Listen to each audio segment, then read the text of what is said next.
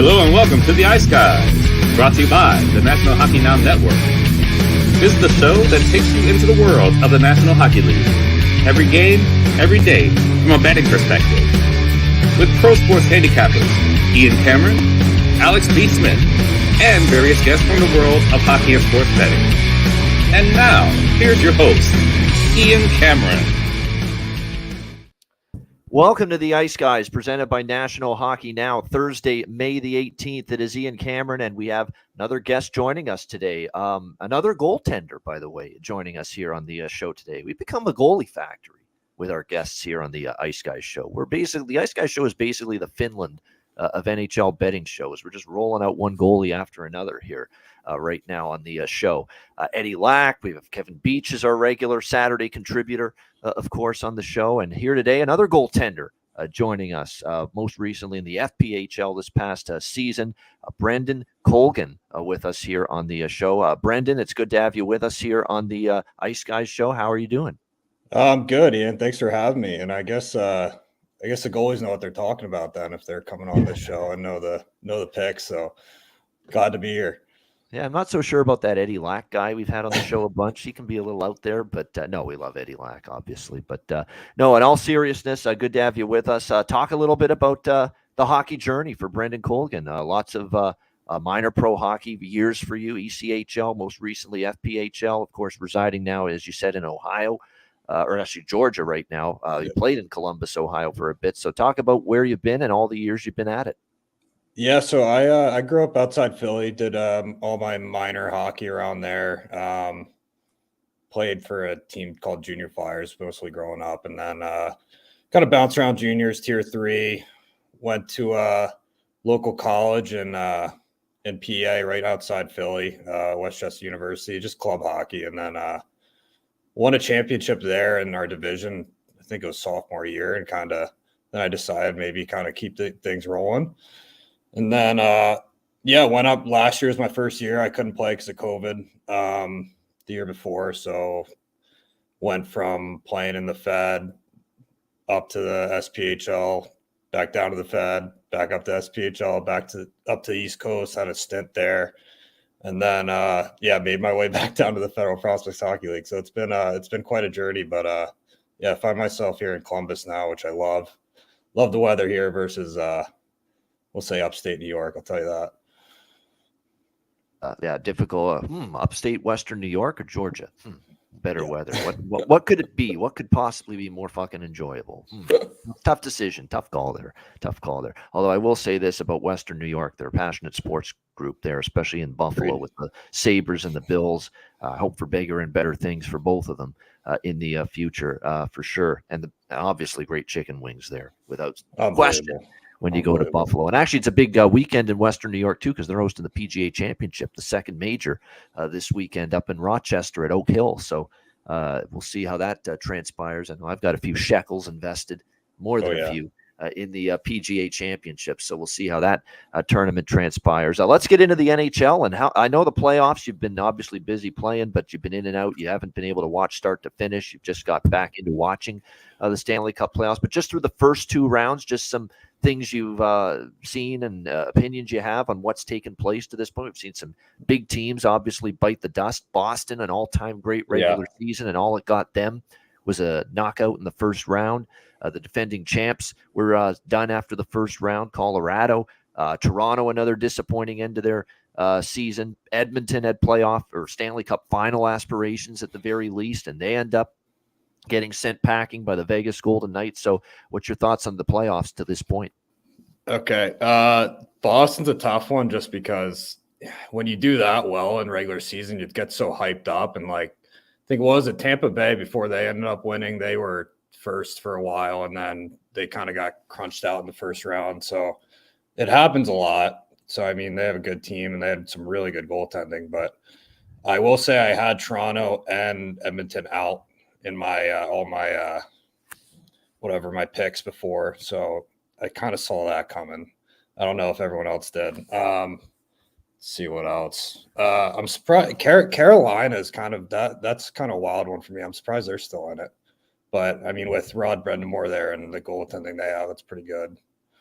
I am surprised a little bit with them because they didn't play great at times in the second half of the season, and I thought they might be vulnerable in the first. Certainly, the New Jersey series, I thought they could end up losing that, but they didn't, and they've actually played extremely well. They've played a lot like Carolina's capable, and Carolina's playing their best. They're damn fucking tough to beat because they have a great blue line, 1 through 6. Jacob Slavin is a blue liner nobody talks about in the NHL, and he's so good. And they protect their goaltender, Freddie Anderson, who doesn't have to be great, in net. He just has to make the saves he should make because they don't let the goalie see many shots. They're always one of the best in terms of yielding the fewest shots on goal per game, the fewest danger chances per game. Carolina is great like that. My biggest concern, Brendan, with them was no Pacioretty and no Svechnikov and no Teravainen to begin the playoffs. 3 key forwards. Teravainen's back for this conference finals tonight, but still without Pacioretty and Svechnikov, would they get enough scoring throughout their lineup? Would they have to rely too much, on Sebastian Aho and Martin Necas, players like that? And all of a sudden, you're seeing Jesper Fast and Jordan Martinook and all these guys step up for the Carolina Hurricanes. And Jordan Martinook looked like Wayne Gretzky, for crying out loud, in the second round. What do you have, like 9 points? It was unbelievable. And this is Jordan Martinook, for crying out loud. And here he is just ripping up the New Jersey Devils in the second round. Very impressive performance from him. They'll need more of that, though, going forward as they take on the Florida Panthers. But we're going to talk game 1 specifically of Florida and Carolina. We'll save that at the end. We'll actually get Brendan's thoughts on the West Final first, just overall on Dallas and Vegas. But even before we get into that, I have not yet talked on this show about the Arizona Coyotes situation. And I meant to yesterday, but I forgot about it when we did our conference finals preview show with Chad Naring and Kevin Beach. So we'll do that today instead. Look, we know 2 very good Coyotes fans, hardcore Coyotes fans that watch this show regularly. I've had them on the show before as guests, Clint McLean and Kev Betts on Twitter. They're both loyal, hardcore, passionate Coyotes fans that love that team, that love hockey, that want to see it succeed. And for those people, I feel bad, because it's never a good day when a team may have to relocate like the Arizona Coyotes will. But at the end of the day, this has become an absolute farce and a joke. It really has. I mean, it's been, the way this has gone down is awful.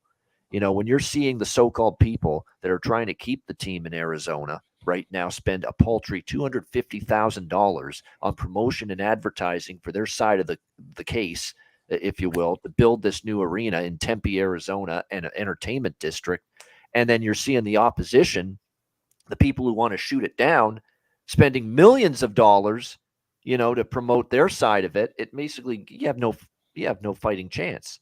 And that's exactly what we saw. It's almost like they're dressing it up like we really want to save the team, but they're not going all in to actually do it.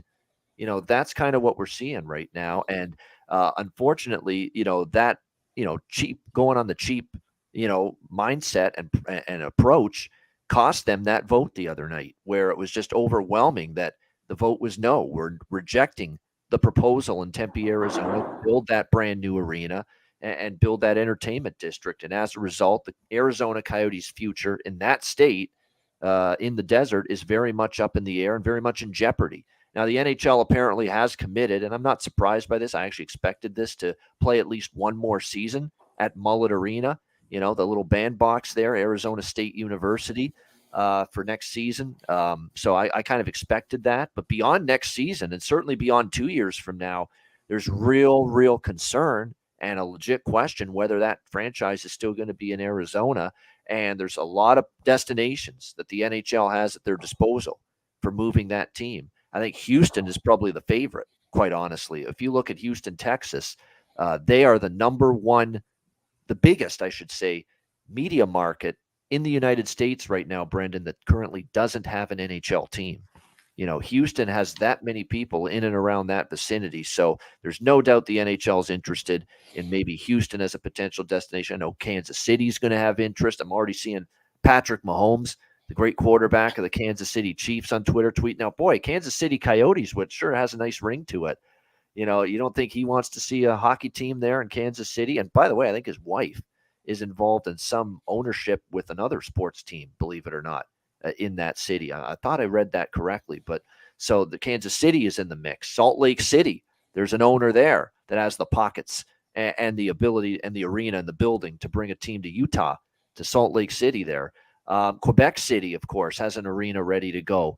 But will Gary Bettman want to, relocate a team that's in the Western Conference to an Eastern, place where they'd have to go to the Eastern Conference? I think from an alignment perspective, he wants to keep this Arizona Coyotes franchise in the Western Conference. So that would eliminate Quebec City. You'd probably be looking more at a Kansas City or a Houston or Salt Lake City type of destination, which have been the three destinations linked most right now as of the last few days to possibly getting Arizona should they relocate. So a very difficult week for the true blue hockey fans in Arizona. And look, we crap on this market and this franchise. We do.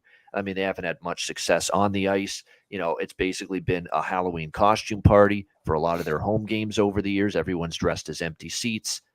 We've made that joke over and over again. But for the few that are actually love this team, and we know two people, Clint and Kevin specifically, that love this team, it's a sad week. It's a sad few days here, knowing there's a very real possibility this team might be leaving the state. And for those people, I feel bad. Brendan, what do you think of that whole situation? I mean, it sucks because I feel like Arizona and like the Coyotes are making pretty big strides to keep it there. Like everyone wanted to keep the team in Arizona, and like I think there's a lot of opportunity there with Tempe or like I forget what was it was in Phoenix originally, right?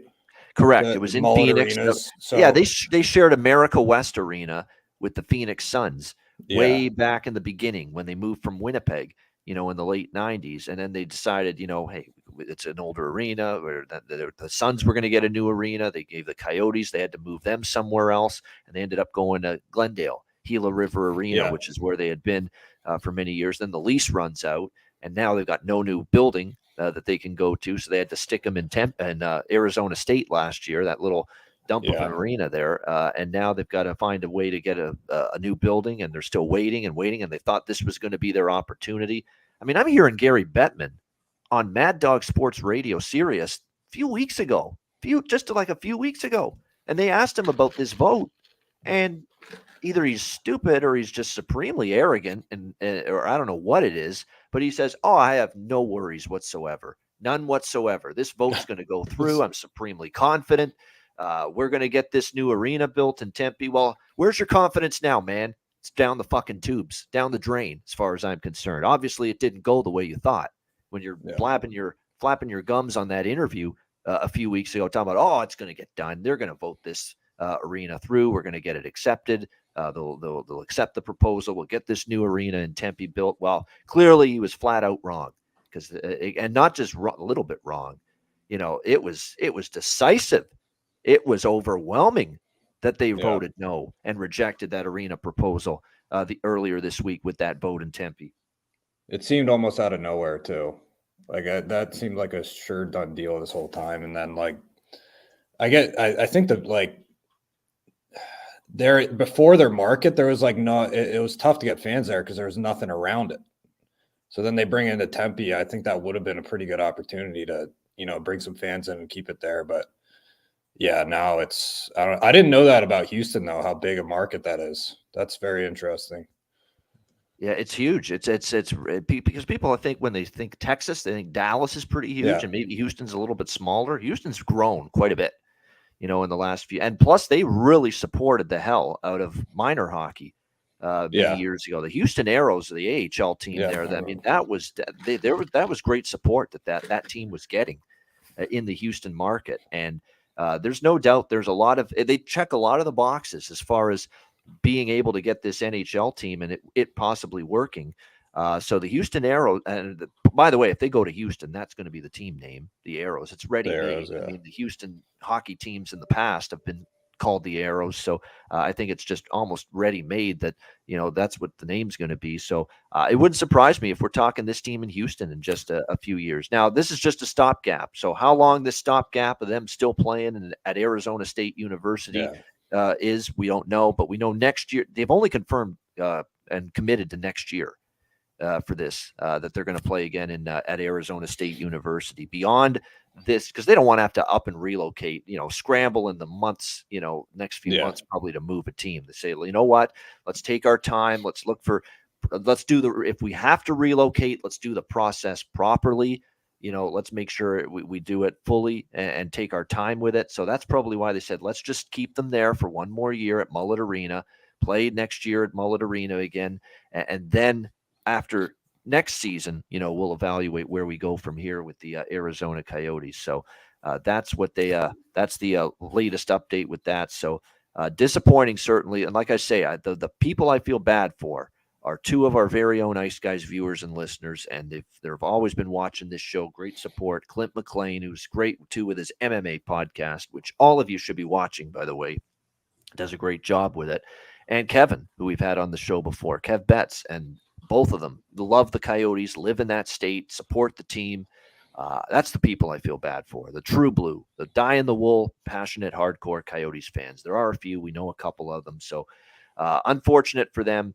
Let's see where it goes from here, though, for sure. Alex B. Smith in our chat, my colleague, who is not on the show today because he's traveling back home to Minnesota from Chicago. So, Alex, good to see you. Hope you get home safely. Alex will be back on Saturday, by the way, on the show. So we'll have Alex back in just a couple of days.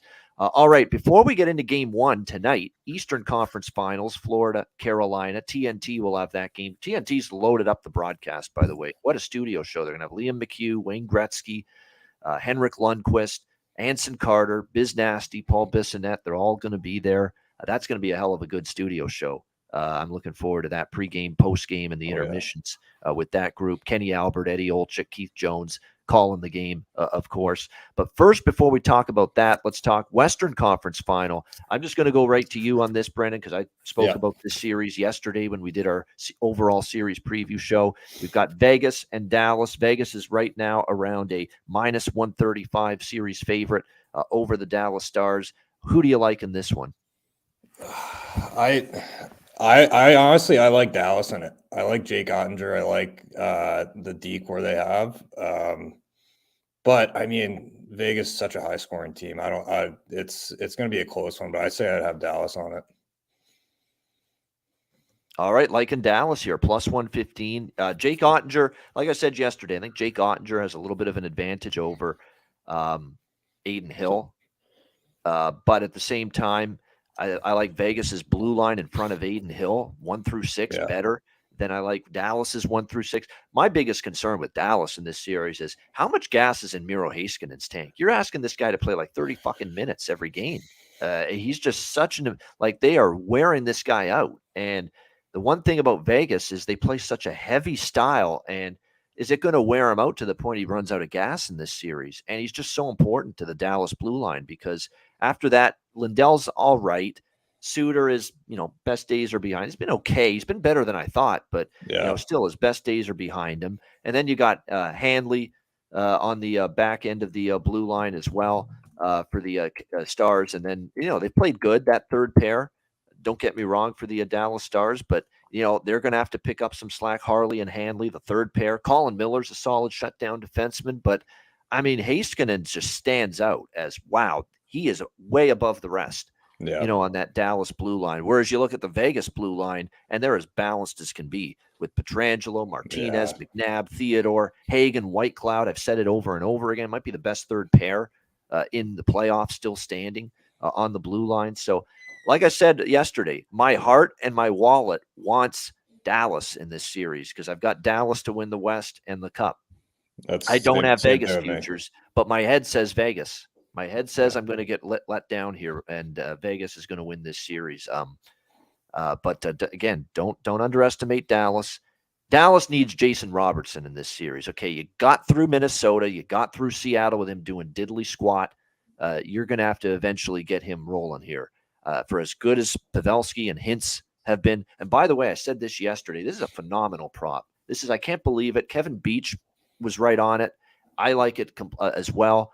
At FanDuel, you can find Rope Hintz and Joe Pavelski to combine for at least 7 goals in this series, plus 240. It's a great price. They have been the offense for the Dallas Stars. They have been spectacular. I can't count on Robertson. I got to see something out of Robertson before I'm ready to say he's all of a sudden going to get something going. So to me, that's a great prop. It's a great price, plus 240, FanDuel, Hintz and Pavelski. combined 7 goals in the series. And you think about Pavelski had 8 by himself against Seattle in the second round. Now, Vegas is going to be a lot harder to score against. I agree with that defense, and Hilp is playing pretty well. But that is worth a look at that price, no question. 7 goals combined in the series. Rope Hintz, Joe Pavelski, Dallas Stars, plus 240. I think that is definitely a good look in this series. And we mentioned it on the show yesterday. It's a great prop bet. No question about that. All right, we are, and by the way, in that, if you missed yesterday's show, I'll throw it out again. Pavelski minus 150, more goals in the series over Mark Stone. I think that's a good look. There's one with Eichel as far as the point props are concerned as well. That makes a lot of sense to me, because to me he played some outstanding hockey against Edmonton. We were wondering, is he ready to show that he is a difference maker in the postseason? And I think he has shown that. I mean, in this series, you could get Eichel minus 115 points over Jason Robertson. Jason Robertson's just in a slump. So, yeah, if you were talking about setting this prop based on the regular season, you'd probably want to take Jason Robertson. But we're talking about playoff production, playoff performance. Jack Eichel minus 115 over Jason Robertson, more points in this series. I'm on Eichel in this series. Eichel's been more impactful in this series. And then that being said, while I like Eichel points over Jason Robertson, it's very interesting because I'm on that bet with Eichel more points than Robertson at minus 115, but I'm actually going against him in the goals market in this series. I've taken Rope Hintz at minus 110, even money over Jack Eichel for most goals in the series. So it's very interesting how I've played it. I'm on Eichel, more points than Robertson, but I went against Eichel, more goals Hintz over Eichel in this series. Because Eichel's one of those players, it's not all about goals for him. It's about points. It's about facilitating. It's about setting up his line mates. So those are 2 props that I also looked at as well for the Dallas and Vegas Western Conference Finals series. All right, we will be back in just a moment. We'll talk Eastern Conference Finals, Game 1 tonight. Florida, Carolina. Hit the like button if you're watching on YouTube, and a shout out to our podcast listeners as well. Back to talk Game 1, Eastern Final, Florida, Carolina, right after we hear from Gramco. Support for the Ice Guys is brought to you by Gramco. Whether you or your team's game is on the field, screen, racetrack, court, or the ice, Gramco is for the game. Grown by farmers who spent years developing premium hemp genetics, Gramco provides customers with consistent quality Delta 8 THC products ready for any occasion. Gramco currently offers numerous Delta 8 products, including vape cartridges, disposable vapes, pre-rolls, gummies, wake and bake coffee, and more. Gramco offers an enjoyable, legal high delivered discreetly and directly to you. Gramco is also available at many American retailers as well. You can get the best Delta 8 cannabis products on the market shipped quickly and discreetly from Gramco. And if you visit www.thegramco.com, use promo code ICEGUYS, you will get 20% off of every order, and any order that's on the site over $50 will be shipped free with standard shipping. So live elevated with Gramco and check out their wonderful Delta 8 products today.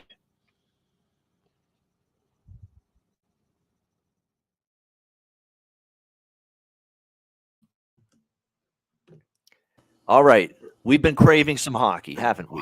We haven't had any since Monday when Game 7 took place between Seattle and Dallas. No hockey Tuesday, no hockey Wednesday, but we are back with NHL Stanley Cup playoff hockey tonight. It's Game 1, Eastern Conference Finals, Florida Panthers, Carolina Hurricanes, Raleigh, North Kakalaki. Carolina minus 145 home favorites here in Game 1. Total 5.5, shaded to the over at around minus 125 in this one. Let me start off with the side, and I kind of alluded to it in the overall series preview yesterday. This is a very tough side for me to bet and pick here tonight. It really is. I lean Carolina, and I lean Carolina a little bit harder in the first period in particular. And I do have a small play on Carolina in the first period puck line here tonight. They have been very good in the opening period on this home ice. There's no question about that. I can't remember a time or many times when they started slow at home in the playoffs, especially early in the series. You look at the New Jersey series, Game 1 and Game 2 against the Devils. They came out flying at home. They got an early lead, an early first period goal. Same thing in the New York Islanders series in the first round. Game 1, Game 2 at home. What did we see? Carolina get off to a bit of a strong start. And this is all about a 1-week layoff now for both of these teams. Carolina wrapped up their series a week ago, Florida last Friday night in Toronto. So both of these teams have been off a week, but who is that? Where is the rust, or which team is going to get thrown off potentially more by the long layoff and the long break from the second round of this game? I think it could be Florida that hurts more from it, because they were just in such a zone, right? I mean, the Boston series, the way they were playing, they flew right into the Toronto series. There was no downtime. They went right from Game 7 against Boston to the Toronto series starting up. And they, again, won that series in 5 games, playing every other day. They're just in that rhythm. They want to keep playing because they're playing so well, and they keep on winning when you're Florida. But now all of a sudden they got to cool their heels for about a week. And, you do worry about that Bobrovsky and just Zvezda Trophy type form, especially in that second round against Toronto. Is he going to end up getting thrown off? So, I think that could hurt Florida early in this game. That being said, if you listen to Paul Maurice yesterday and these press conferences, now that we're down to just, 2 series here, 4 teams, you can really listen to the press conferences, have the time to do so. Paul Maurice said our team desperately needed the rest. We were really feeling it. We were running on fumes. Guys were banged up. Guys were really, struggling through it toward the end of the Toronto series. And then after the 7-gamer against Boston, it all piled up and it added up, the miles on the body, if you will. He said we really needed the rest, and we're glad we got the rest. So if you listen to Paul Maurice say that, maybe it makes you think Florida's going to be flying tonight, and the rest is really going to be a good thing for them after everything they went through.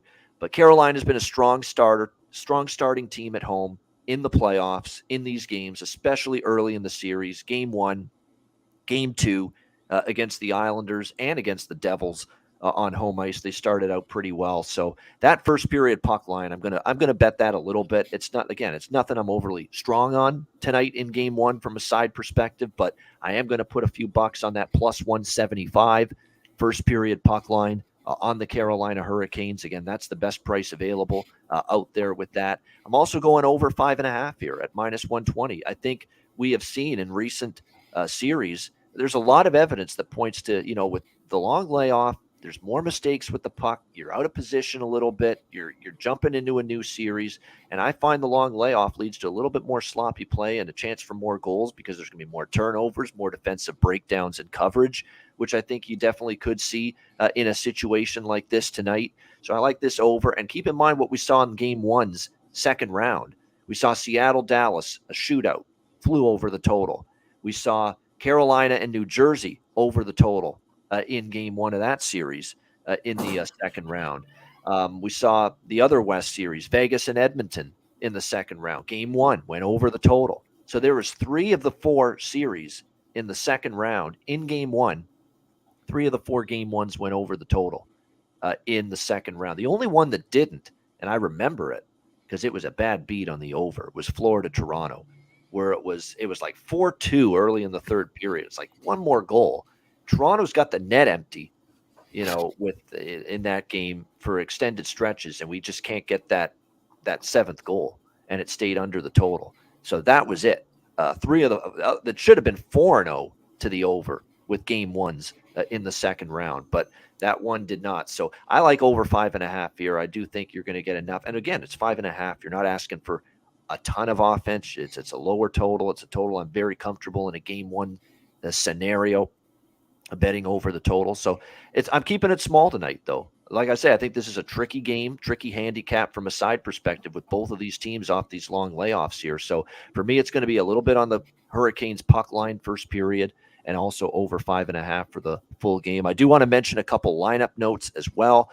First of all, for the Florida Panthers, a lot of the lineup they had out there for the second round is back, with one exception. Zach Dalpe is going to be out, and Ryan Lomberg, who we have not seen since the Boston Bruins series in the first round, he will be back on that fourth line with Eric Stahl and Colin White. We've got Carter Verhaeghe, Alexander Barkov, Anthony Duclair on the top line, Nick Cousins, Sam Bennett, Matthew Tkachuk on the second line, E2 Kuhlman Luostarinen with Anton Lundell and Sam Reinhart on the third line, and then on the Lomberg, Stahl, White on the fourth line, and then on the blue line, it's Gustav Forsling paired with Aaron Ekblad, Mark Stahl paired with Brandon Montour, Josh Mahura paired with Radko Gudas, and of course Bobrovsky and net. For Carolina, their lineup combinations look like this: Stefan Nason with Sebastian Aho and Seth Jarvis on the top line, Jordan Martinook, Jesperi Kotkaniemi, Jesper Fast on the second line. The return is Teuvo Teravainen. That is the one change from the last round. Teuvo Teravainen is back. Rod Brind'Amour will slot him on the third line with the captain Jordan Stahl and Marty Necas. That all of a sudden looks like a very good third line. You talk about a down the lineup line, you're talking about a bottom six forward line that could make an impact in this series. For Carolina's got it now. With Teravainen back and putting him with Stahl and putting him with Necas, a line that can chip in offensively and be responsible defensively. It's really good to see. I love that combination put together by Brind'Amour there. Watch that line be very effective probably for Kakalaki. And then on the fourth line, Jack Drury, Paul Stastny, and Derek Stepan.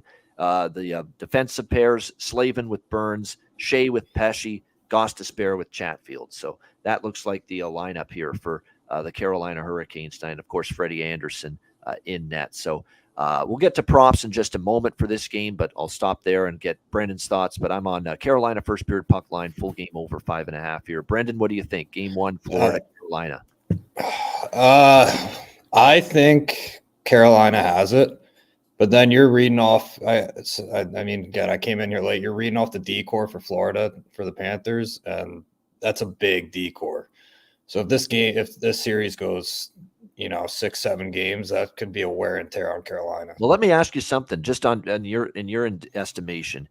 Third pair, Gostisbehere, Chat. Like, to me, I like Carolina's 1 through 4 just a little bit better. Like, I know they've got Ekblad. I know they've got Montour. Mark Stahl's played over his head. He's played better than I thought. I'll give him that. But I'll take Slavin, Burns, Shea, and Pesce. That 4 over Carolina's top 4. I love Ekblad. I love Montour, obviously. But Forsling's, hit or miss at times. Stahl, same thing. And then the third pair, Gudas and Mahura, and versus the third pair of Carolina, which is Gostisbehere and Chatfield. I think that's kind of a wash.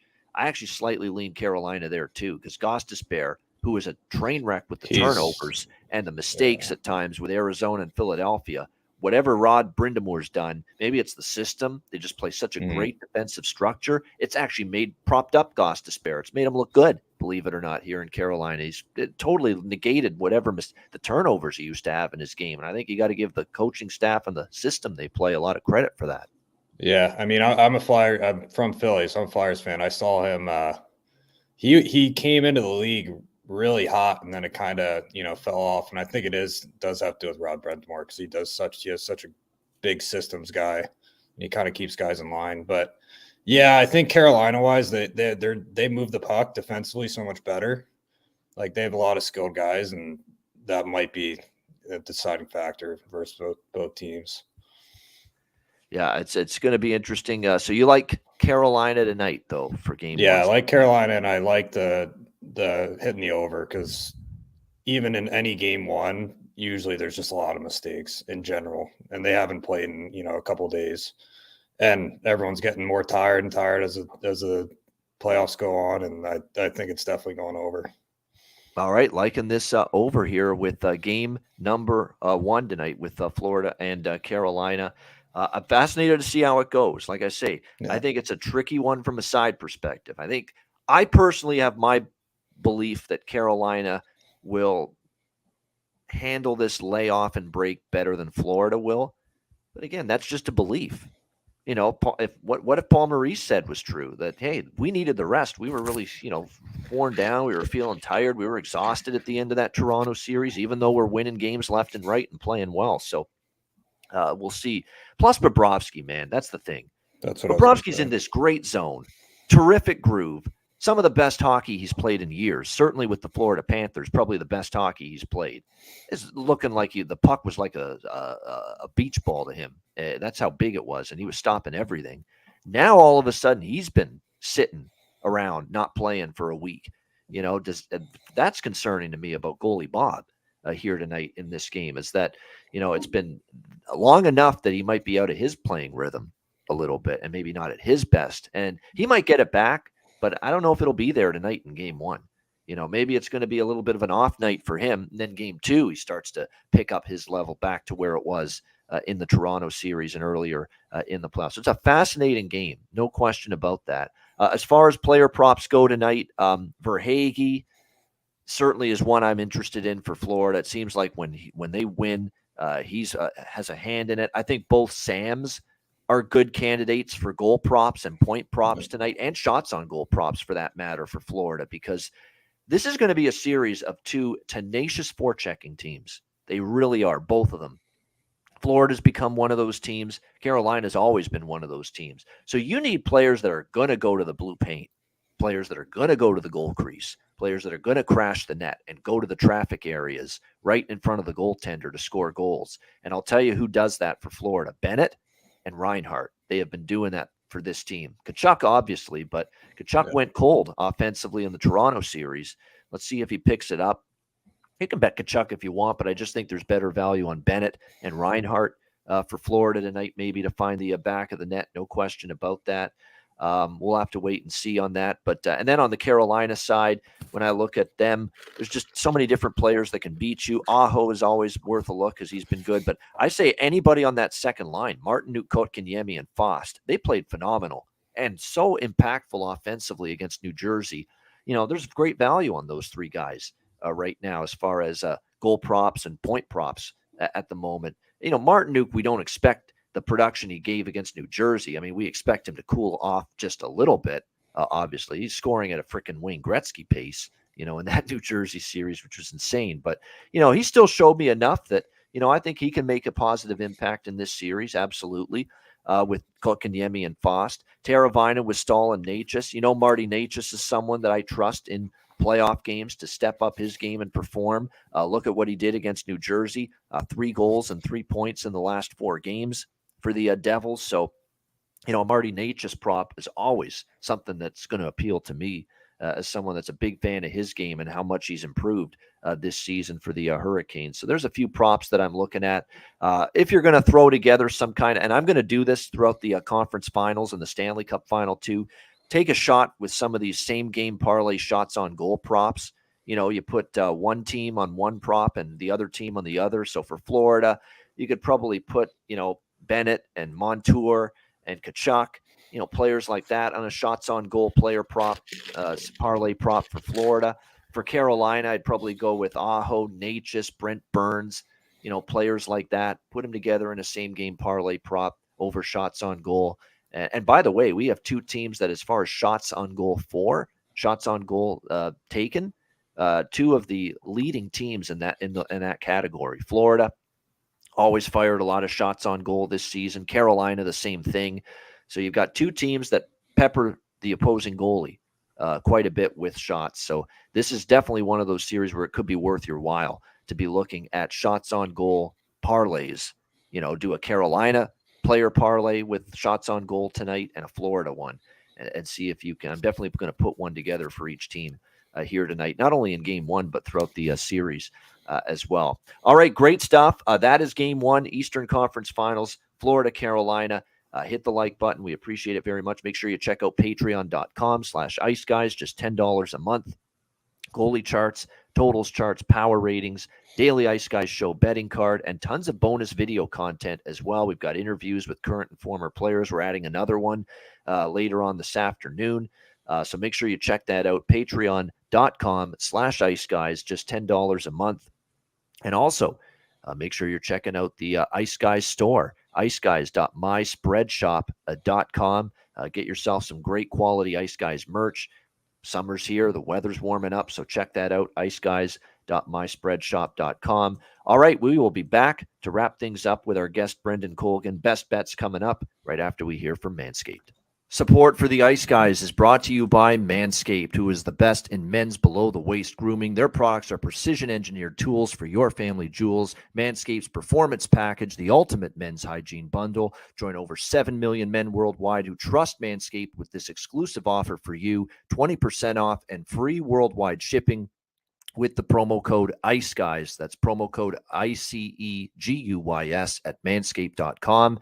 If my math is correct, it's about 14 million balls that you can preserve. The Performance Package 4.0 is the complete accessory package to take care of everything that is required. You've got, of course, the Lawnmower 4.0. Takes care of your facial hair and among other things. You've got, of course, the Weed Whacker. I'm approaching 40. Nose hair has become a major issue. It pisses the hell out of me. I need to take care of that shit, and the Weed Whacker can help you do that. Both of these products, waterproof and a 4000K LED spotlight for a more precise shave. And you'll also be able to take care of those delicate areas with the ball toner, with the ball deodorant, keep you smelling good, looking good, and feeling good down in the nether regions. This complete Performance Package 4.0 will take care of everything for you, for all you guys out there, and it's courtesy of our good friends at manscaped.com. So get 20% off and free shipping with the promo code IceGuys at manscaped.com. That's 20% off with free shipping at manscaped.com. And use promo code IceGuys. Unlock your confidence and always use the right tools for the job with Manscaped.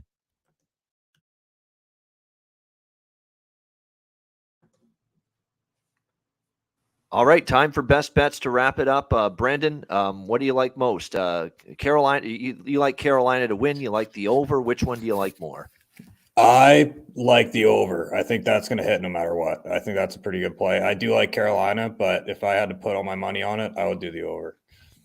All right, you're reading my mail because that's about where I'm going to go in a second. Yes, so Florida, Carolina, over 5.5, minus a 125 at DraftKings is probably the best you can get right now with that. There are a couple books that have 6s, but still the majority have 5.5. So make sure you shop around. And yeah, that's my best bet too. Florida, Carolina, over 5.5, minus 125. I also have a smaller play on the Canes puck line first period, but I prefer that that full game overlook, over 5.5 with Florida and Carolina. That is going to be my best bet here for this game one in the Eastern Conference Finals. All right, great stuff. Brendan, great job. I hope you enjoyed it. Thanks for joining us on the show, and enjoy the conference finals now that you're finally going to have some time to watch them. Yeah. Hey, thank you for having me in. This was awesome. And then we got a lot of guys that bet on our team, so I let them know that I was coming on, and yeah, this is really cool stuff you're doing, so I appreciate it. Yeah, absolutely. And yeah, let everybody know if you're into betting, and especially NHL betting, there's no better show than this one. I'm not saying that because I host it, but nobody breaks down every game throughout the season, like every single game, man. Regular season and playoffs. We've been here every game. We break it down all season. We don't miss a game. We don't miss a day. We're on 7 days a week during the season, Saturday and Sunday too. No days off. That's the motto when it comes to the Ice Guys. So yeah, tell your friends that this is the best damn NHL betting show there is. No question about that. The most profitable too. And don't forget our betcasts. I do want to mention that before we end the show here. We have scheduled at least our first two betcasts for the conference finals. Our first one is going to be next Wednesday. So that's May the 24th. Next Wednesday, 8 p.m. Eastern time. It'll be game 4 of this series, the Eastern Conference Finals between Carolina and Florida. So game 4, Eastern Conference Finals, Carolina, Florida. It'll be next Wednesday, May 24th, 8 p.m. Eastern. And then we will have our, everyone's been asking for a Saturday betcast. We're going to have one next Saturday, May the 27th. All right, 8 p.m. Eastern time, which would be game 5 of the Western Conference Finals between Dallas and Vegas. Okay, game 5, Saturday, May the 27th. So there you go. Our 2 betcasts next week. Wednesday, May 24th, Saturday, May 27th. I know Tuesday has been our normal day, but we didn't want to have the same series. All right, for both of our betcasts next week. Because if we did Tuesday, it would be Dallas, Vegas. And if we did Saturday, it would be Dallas, Vegas again. We wanted to give you one game from Carolina, Florida, one game from Dallas, Vegas. So that's why we scheduled it that way. So next Wednesday, it'll be Carolina, Florida, game 4, 8 p.m. Eastern. And then next Saturday, May 27th, it'll be game 5, Vegas, Dallas. We're going to have egg on our face if it's a fucking sweep with Vegas, Dallas, and it goes 4 straight for either Vegas or Dallas. But I don't expect that. I'd be shocked beyond belief if that series is a sweep. So I feel very confident we will have a game 5 with Vegas and Dallas on Saturday, May 27th. So there you go. Those are our 2 betcasts next week. Looking forward to them for sure. Great stuff.